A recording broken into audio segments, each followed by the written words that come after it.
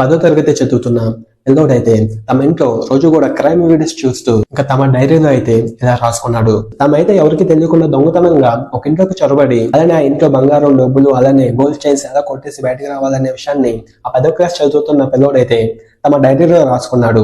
అలానే ఈ అబ్బాయి అయితే దొంగతనం చేసే టైంలో ఈ అబ్బాయిని ఎవరైనా చూసినా సరే, లేకపోతే ఈ అబ్బాయిని ఎవరైనా పట్టుకున్నామని చూసినా సరే, లేకపోతే ఈ అబ్బాయిని ఎవరైనా ఆపే ప్రయత్నం చేసినా సరే, వాళ్ళ నుంచి ఎలా తప్పించుకోవాలనే విషయాన్ని మాత్రం ఈ అబ్బాయి ముందుగానే తమ డైరీలో రాసుకున్నాడు. అలానే తన ఇంటి పక్కన ఉన్న బిల్డింగ్ లో ఎవరూ లేదనే విషయం తెలుసుకొని పిల్లోడైతే ఆ బిల్డింగ్ లోకి వెళ్ళాడు.